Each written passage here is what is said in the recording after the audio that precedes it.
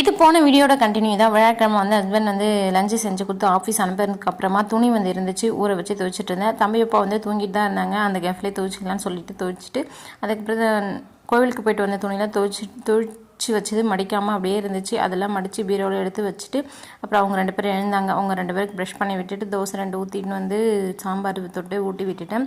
அதுக்கப்புறம் தம்பி பக்கத்து வீட்டில் ஃப்ரெண்ட்ஸு கூட விளையாட போயிட்டான். பாப்பா மட்டும் சொப்பு ஜாமான் வச்சு விளையாடிட்டு இருந்தா. பெட்டெல்லாம் தண்ணி ஊற்றி நிறவிக்கிட்டு பாப்பா விளையாடிட்டு இருக்கிற கேஃப்லேயே வந்து கிச்சன் வந்து க்ளீன் பண்ணிடலாம் சொல்லிவிட்டு கொஞ்சம் பாத்திரம் இருந்துச்சு கழுவி வச்சுட்டு கவுண்டர் டாப் ஃபுல்லாக தொடச்சிட்டு அடுப்பு எல்லாமே க்ளீன் பண்ணி வச்சுட்டேன். அதுக்கப்புறமா இன்றைக்கி வந்து சாய்பாபாவுக்கு நான் வந்து விரதம் இருக்கிறேன். அதனால் வந்து பார்த்திங்கன்னா விளக்கெல்லாம் பூஜை கழுவிட்டு பொட்டு வச்சு பூஜை பண்ணுறதுக்காக எடுத்து ரெடி பண்ணி வச்சுட்டு இருந்தேன். ஃபைனலாக ஒரு 6 மணிக்கு அப்புறமா பால் மட்டும் வச்சு பூஜை பண்ணி முடிச்சிட்டேன். நானும் விரதத்தை வந்து பார்த்திங்கன்னா ஃபினிஷ் பண்ணிவிட்டு தோசை 2 ஊற்றி சாப்பிட்டுட்டேன். இப்படி தான் இருந்தது விழா.